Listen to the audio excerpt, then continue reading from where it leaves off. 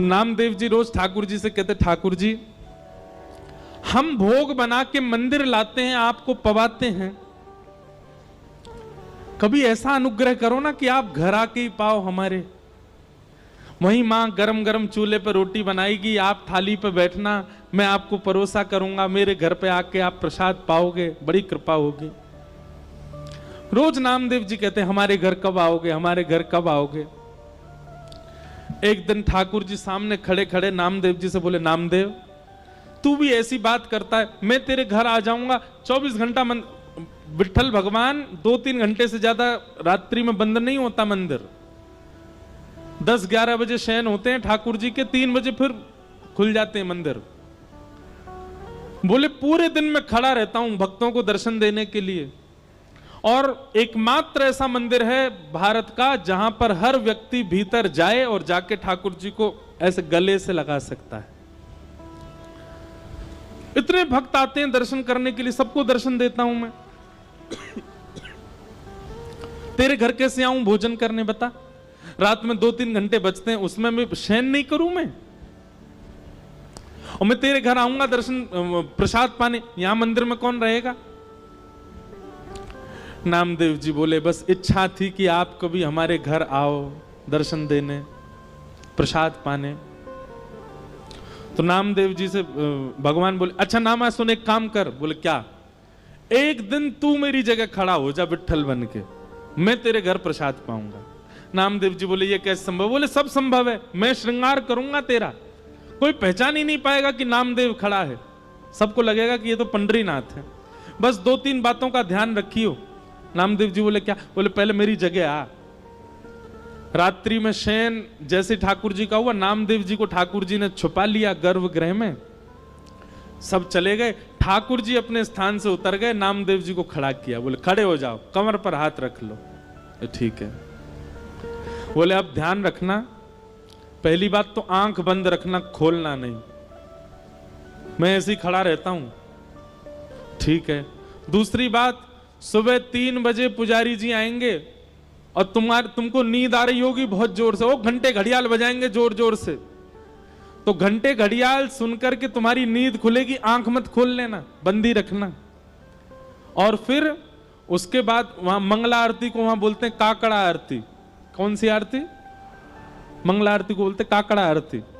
तो मंगला आरती जब होगी, आरती के बाद तुम्हारे ऊपर ठंडा ठंडा दूध डाला जाएगा, तुम्हारे ऊपर दही डाली जाएगी, शहद डाला जाएगा, जल डाला जाएगा। उससे ठिठर मत जाना, खड़े रहना स्थिर होके। नामदेव जी बोले अच्छा। फिर बोले काकड़ा आरती के बाद माखन मिश्री मिश्रित करके तुम्हारे मुख से लगाई जाएगी, उसको खा मत जाना, भूख तो बहुत लगेगी तुमको, मुंह में पानी भी आएगा, उसको लगे रहने देना, चाट मत लेना उसको। कहीं तुमने चाट लिया तो सब समझ जाएंगे नामदेव, खूब पिटाई होगी तुम्हारी। जी भगवान।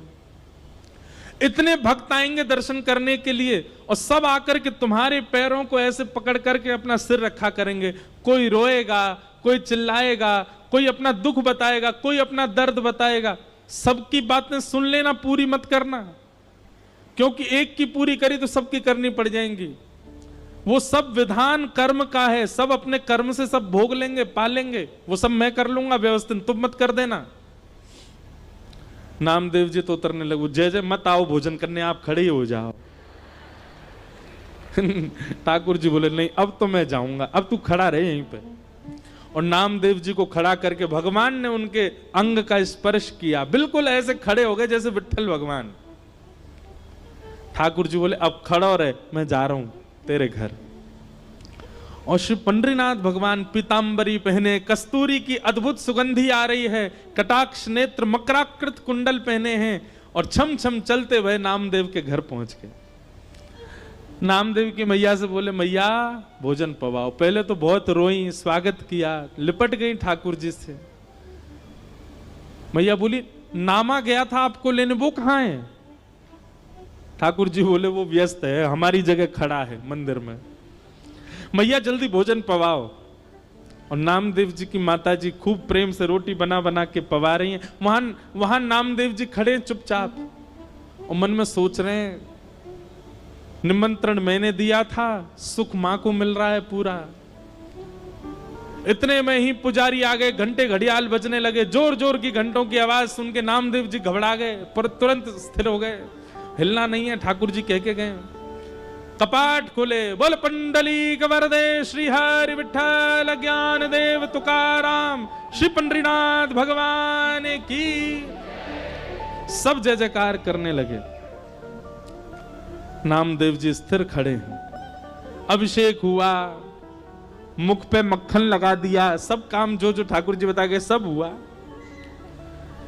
जैसी काकड़ा आरती होने लगी तो पंडरीनाथ भगवान नामदेव जी के घर बैठे थे। घर बैठे बैठे ठाकुर जी के मन में आया, मैया चलो नामा से मिलके आते हैं। और एक काली सौल ठाकुर जी ने ओढ़ी, सिर के ऊपर डाल ली, अपना रूप छुपा लिया कि किसी को दिखूं ना। और भक्तों की पंगत में लंबी लाइन में ठाकुर जी खड़े हैं अपने भक्त को देखने के लिए। जैसे ही ठाकुर जी भीतर पहुंचे और अपनी ब्रह्म वेदी पर जब नामदेव को खड़ा हुआ देखा, ठाकुर जी दूर से बलैया लेने लगे। आहा नामा कितना अच्छा लग रहा है, कितना प्यारा लग रहा है मेरा नामा। ठाकुर अब वहां सब गर्भगृह में जाते हैं। जैसे ही ठाकुर जी गर्भगृह में पहुंचे, कंबल उम्बल में ढक के गए थे। नामदेव जी को पता चल गया ठाकुर जी आए। ठाकुर जी मनी मन नामदेव से बात कर रहे हैं, बोले नौच लूं तुझे? नामदेव कह रहे नहीं नहीं भगवान, मैं उछट जाऊंगा, पुजारी पकड़ लेंगे मुझको। ज्यों ज्यों ठाकुर जी पास आए, नामदेव जी कह रहे हैं ठाकुर जी आप प्रणाम मत करना मुझको। ठाकुर जी बोले नहीं, आज तो प्रणाम करूंगा, आज तो वंदन करूंगा। और ठाकुर जी जाकर के नामदेव के चरणों से लिपट जाते हैं। नामदेव जी के नेत्रों से अश्रुपात होने लगे। बोले नाथ, हम एक कृपा की आकांक्षा करते हैं, आप इतना भंडार क्यों लुटा देते हैं?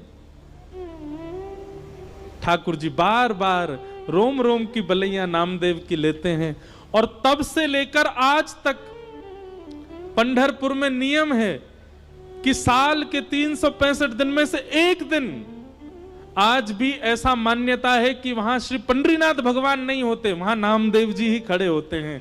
और सुनो बात तो सुनो पूरी, एक दिन वहां नामदेव जी खड़े होते हैं और सब पुजारी और मंदिर प्रशासन के लोग सब दर्शनार्थियों को प्रणाम करते हैं, क्योंकि दर्शनार्थियों के अंदर ही, दर्शनार्थियों के रूप में ही रूप बदल करके पंडरीनाथ दर्शन करने आते हैं नामदेव जी का।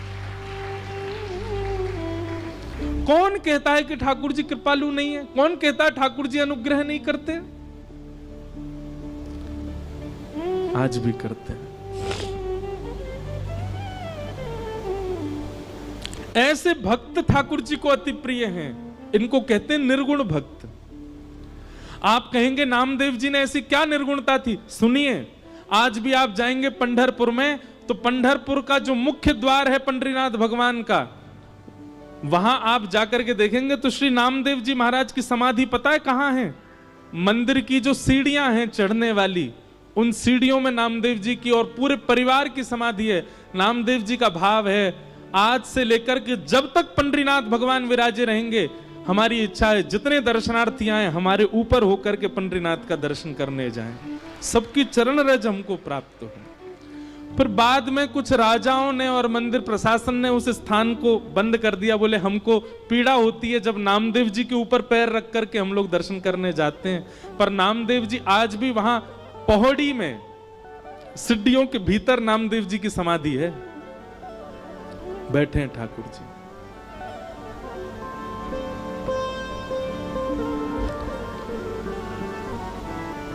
नामदेव जी कीर्तन कर रहे थे और उनके कीर्तन में हजारों वैष्णव नृत्य कर रहे थे।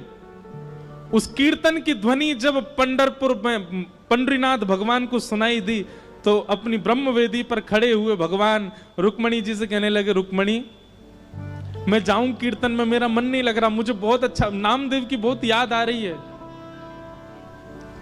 रुक्मणी जी बोली आप चले गए तो पूरे पूरे कीर्तन को भंग कर दोगे। भगवान बोले क्यों? बोले आपको देख करके सब कीर्तन में मदमस्त हैं, सब छोड़ देंगे, आपको देखने लग जाएंगे। ठाकुर जी बोले मैं रूप बदल के चला जाऊंगा, मैं पीछे जाके खड़ा हो जाऊंगा, मैं किसी के सामने नहीं जाऊंगा, पर मुझे कीर्तन सुनने जाने दो। रुक्मणी जी बोली अच्छा ठीक है जाओ। ठाकुर जी रूप छिपा करके कीर्तन में पहुंचे। नामदेव जी आनंद में भर करके कीर्तन कर रहे थे और नामदेव जी के कीर्तन को सुनते सुनते सुनते ठाकुर जी इतने मंत्रमुग्ध हो गए कि भूल गए कि मुझे खुद को छुपाना है। वस्त्र हट गए, ठाकुर जी का रूप प्रकट हो गया। सब वैष्णव ठाकुर जी को देखने लगे। ठाकुर जी उछल उछल करके नृत्य करते करते करते करते बीच बीच पंडाल में आ गए और ऐसी जोर से घूम घूम करके नृत्य करने लगे। ठाकुर जी के आभूषण गिरने लगे। अरे कहां तक कहें पीतांबरी तक उतरने लगी ठाकुर जी की, नामदेव जी का कीर्तन सुन के। इतना प्रेम करते हैं ठाकुर जी अपने वैष्णवों से। ऐसे भक्तों को क्या कहते हैं? निर्गुण भक्त। तो मैं निवेदन कर रहा था, निर्गुण भक्त ठाकुर जी को प्रिय क्यों है? सालोक्य, साष्टी, सामिप्य और चौथी भक्ति का नाम क्या बताया था? सारूप्य, अपना रूप प्रदान कर देते हैं ठाकुर जी। और पांचवी मुक्ति का नाम है एकत्वम। एकत्वम मतलब ठाकुर जी में ही विलीन हो जाते हैं, फिर वो सदा ठाकुर जी में रमे रहते हैं। लेकिन ठाकुर जी कहते हैं मां मेरे निर्गुण भक्त तो इतने त्यागी होते हैं, इतने इतने इतने प्रेमी होते हैं कि मैं पांचों मुक्ति भी उनके सामने प्रस्तुत करता हूं तो दिए मान न ग्रहणंती, वो पांच मुक्ति भी नहीं मांगते। नहीं चाहिए तो क्या चाहिए उनको? केवल अपने अपने अपने अंग वस्त्र को पसार करके मुझसे केवल एक ही बात कहते हैं, क्या? बोले नाथ जन्म जन्म दीजो याहि ब्रज बसे वो, जन्म जन्म दीजो याहि ब्रज। हे नाथ मैं हर बार जन्म लूं और हर बार जन्म लेकर के आपका दास ही बनूं, आपके ब्रज में जन्मूं, हर बार जन्म लेकर के आपका तिलक लगा के घूमा करूं, गले में कंठी माला पहनूं, हर बार जन्म लेकर के कथा सुना करूं और दोनों भुजा उठा करके उसमें नृत्य किया करूं। नाथ देना है तो ऐसा वरदान दे दो कि मेरा हर बार जन्म हो और मैं हर बार आपका दास बना करूं। मां वेद शास्त्र उपनिषद पुराण सब कहते हैं कि पुनर्जन्म न लेना पड़े ऐसे कर्म करो, पर मेरे निर्गुण भक्त कहते हैं कि नाथ कृपा करके हमको पुनर्जन्म दे दो और फिर से आपके दास बन जाए, ऐसी कृपा कर दो। आपको भजना हमारी संपत्ति है, आपको याद करना हमारी संपत्ति है, आपकी याद में रोना बिलखना, आपकी कथा सुनना, इसमें हमको बहुत सुख मिलता है नाथ। अरे और किसी की क्या बात, पंचमुखी श्री हनुमान जी महाराज यह भी निर्गुण भक्त हैं। जब प्रभु श्री राम अपनी लीला पूरी करके जाने लगे, हनुमान जी नहीं गए साकेत। राम जी से बोले नाथ आपके साकेत में कथा होती है? राम जी बोले जहां मैं प्रत्यक्ष बैठा हूं वहां मेरी कथा सुनने की क्या आवश्यकता है? हनुमान जी बोले तो फिर आप जाइए साकेत, अयोध्या वालों को ले जाइए साकेत, अपने भक्तों को ले जाइए, मैं तो पृथ्वी पर ही रहूंगा और यहीं बैठा बैठा आपकी कथा सुना करूंगा। क्यों? हनुमान जी कहते हैं संयोग में प्रेमी केवल नेत्रों को दिखाई देता है, लेकिन जब प्रेमी का वियोग होता है और प्रेमी की चर्चा सुनने जब हम कथा में जाते हैं तो नाथ रोम रोम को प्रेमी दिखाई देता है। हम तो रोम रोम से आपके होना चाहते हैं, केवल नेत्रों से नहीं।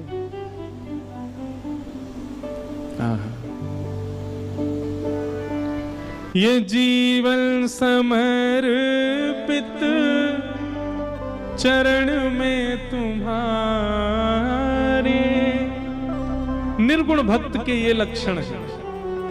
तुम ही मेरे सर्वस्व, तुम ही प्राण प्यारे, जीवन समर्पित चरण में तुम्हारे, तुम ही मेरे सर्वस्व, तुम ही प्राण प्यारे।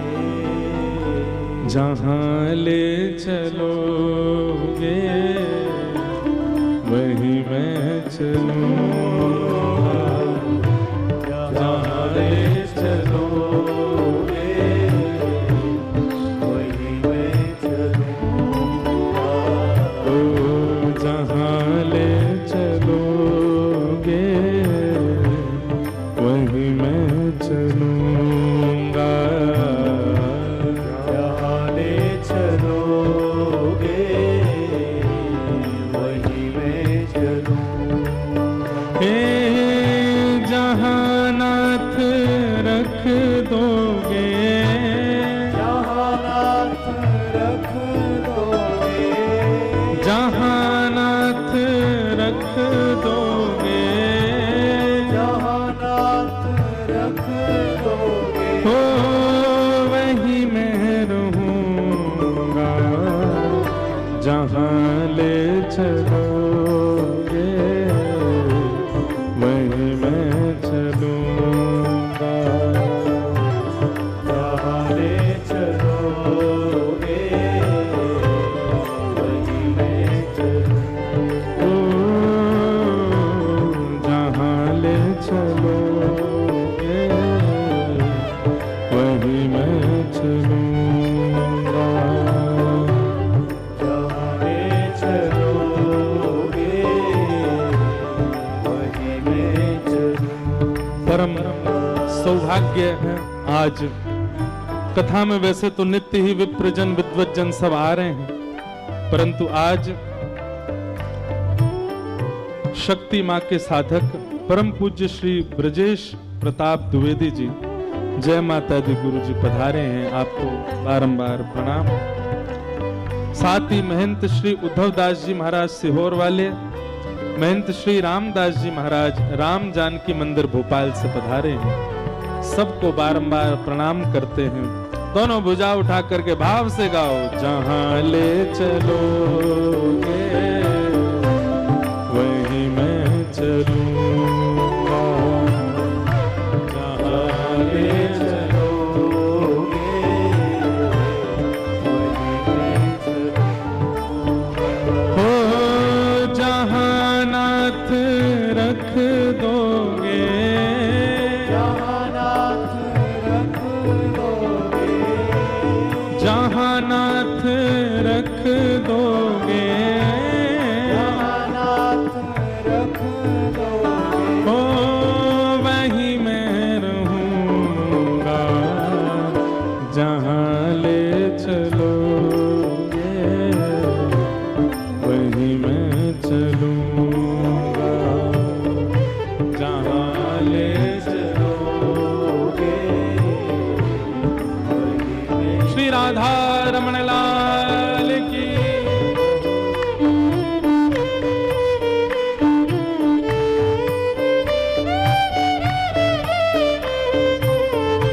करताल बजा के गाओ,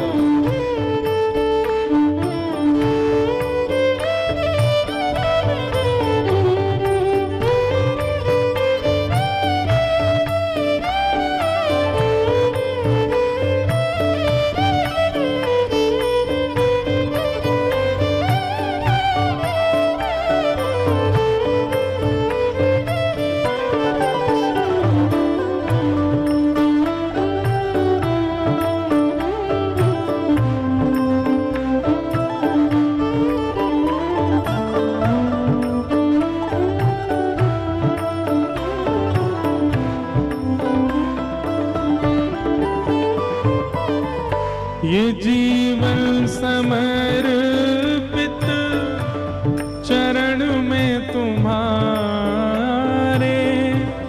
तुम ही मेरे सर्वस्व, तुम ही प्राण प्यारे। जीवन समर्पित चरण में तुम्हारे, तुम ही मेरे सर्वस्व, तुम ही प्राण प्यारे। ओ ये जीवन समर्पित चरण में तुम्हारे,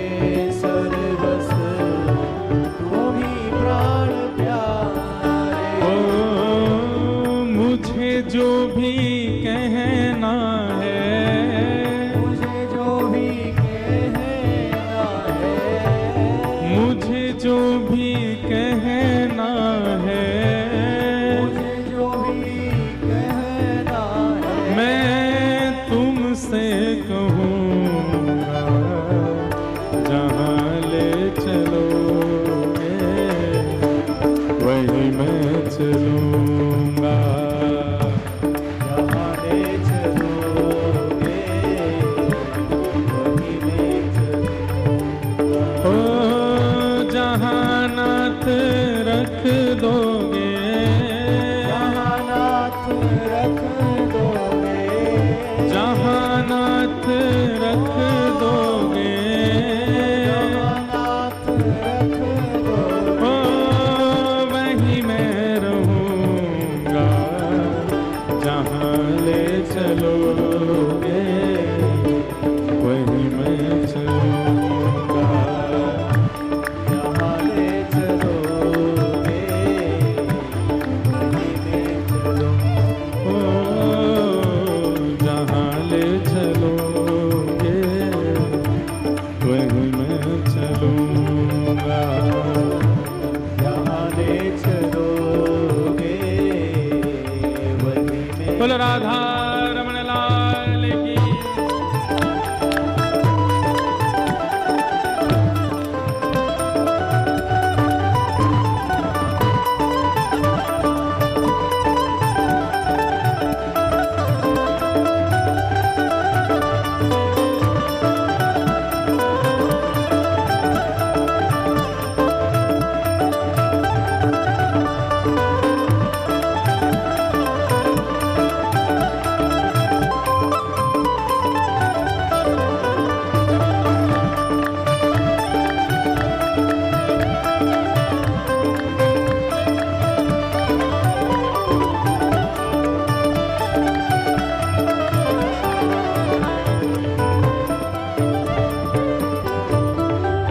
तुम्हारे ही दिल हैं ये रातें तुम्हारी, कृपा दृष्टि सब पर रहती तुम्हारी। ओ तुम्हारे ही दिल है ये रातें तुम्हारी, कृपा दृष्टि सब पर रहती तुम्हारी। ओ तुम्हारे ही दिल हैं ये रातें तुम्हारी, कृपा दृष्टि सब पर रहती तुम्हारी। तुम्हारे ही दिल है ये रातें तुम्हारी, कृपा दृष्टि सब पर रहती तुम्हारी। ओ राधा रमण लाल मेरे, राधा रमण लाल मेरे, हाँ बांके बिहारी लाल मेरे, रमण बिहारी लाल मेरे, हाँ राधा वल्लभ लाल मेरे, राधा वल्लभ लाल मेरे। मैं तेरा ही रहूँगा जहाँ ले चलोगे वहीं मैं चलूँगा। जहाँ ले चलोगे वहीं मैं चलूँगा। ओ जहाँ नाथ रख दोगे, जहाँ नाथ रख दोगे, हाँ जहाँ नाथ रख दोगे, जहाँ नाथ रख दोगे, ओ वहीं मैं रहूँगा जहाँ ले चलोगे वहीं मैं चलूँगा। जहाँ ले चलोगे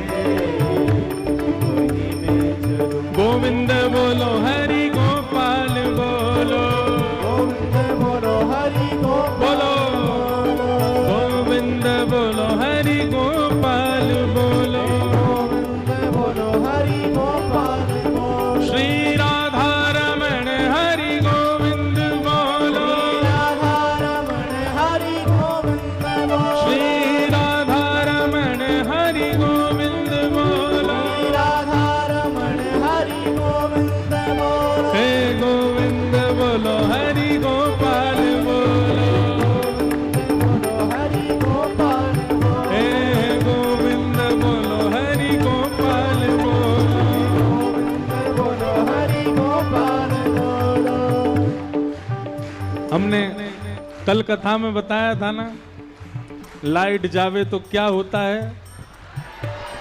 बोलो वृंदावन बिहारी लाल की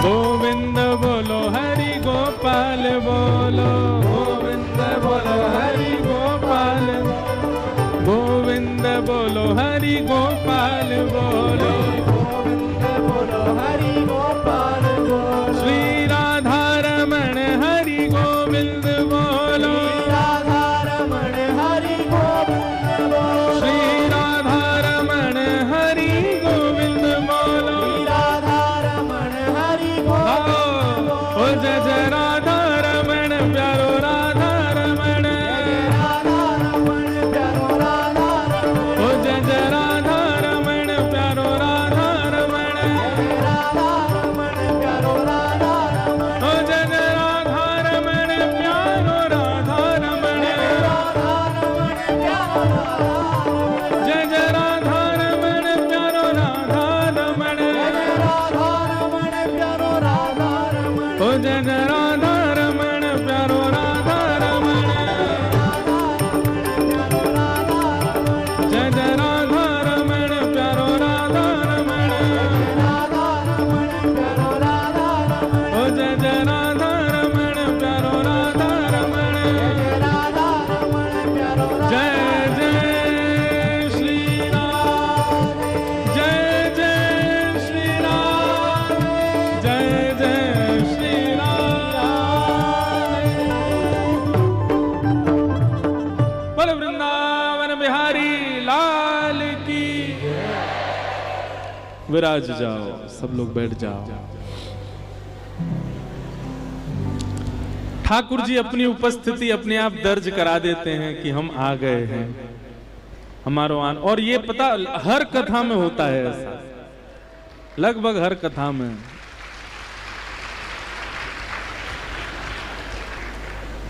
अच्छा, इसके पीछे भी एक प्रमाणित बात है कि लाइट जाने पर हम क्यों कहते हैं ठाकुर जी आ गए। ठाकुर जी का वर्ण कैसा है? श्याम वर्ण के हैं, तो सब श्याम हो जाते हो। लाइट जाते कोई नहीं दिखता, सब शाम हो जाते, इसलिए ठाकुर जी आ गए।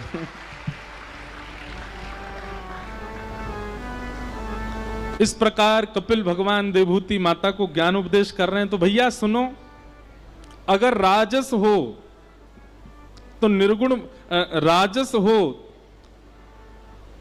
अगर तामस हो तो राजस बनने का प्रयास करो, राजस हो तो सात्विक बनने का प्रयास करो, और सात्विक हो तो अब निर्गुण बनो। कुछ नहीं मांगना ठाकुर जी से। और ये कुछ ना मांगने की प्रवृत्ति ठाकुर जी के प्रति कब बनती है? जब हम पूर्ण रूपेण ठाकुर जी में विश्वास कर लेते हैं, भरोसा। भक्ति की 3 धाराएं हैं, बहुत ध्यानपूर्वक सुनो।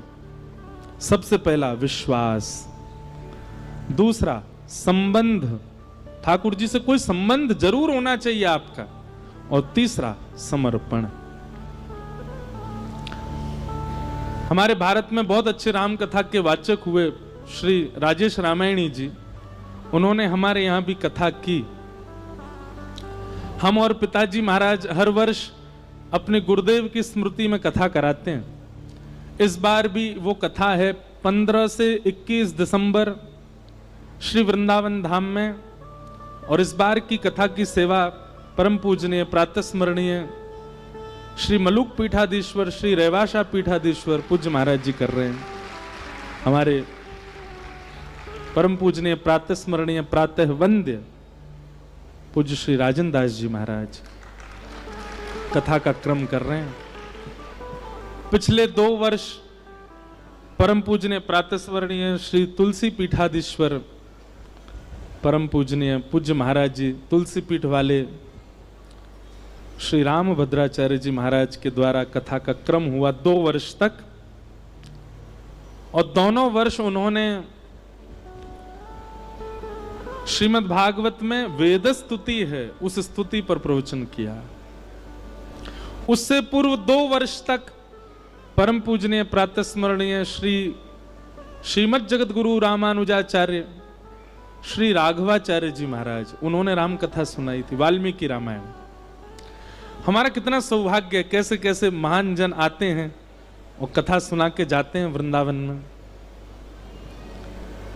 अगले वर्ष वह उत्सव और वृहद और विस्तृत होगा, क्योंकि अगले वर्ष पूज्य गुरुदेव भगवान की शताब्दी है, शताब्दी वैकुंठ उत्सव है।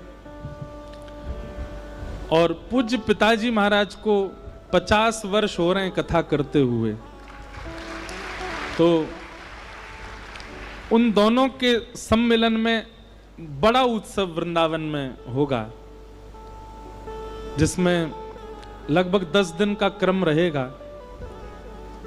2 दिन की किन्हीं की कथा, 2 दिन की किन्हीं की कथा, 3 दिन का किन्हीं का प्रवचन, और वृंदावन में युवा वक्ताओं की एक संगोष्ठी होगी। सारे भारत के जितने भी युवा वक्ता हैं सब एक मंच पर मिलेंगे और युवा श्रोताओं से 1-to-1 वार्ता करेंगे, उनके जो विशिष्ट प्रश्न होंगे। ऐसा कुछ योजना है अगले वर्ष की। तो हम क्या बता रहे थे? हाँ, तो पूज्य श्री राजेश रामायणी जी महाराज एक बहुत अच्छी बात कह रहे थे कथा में।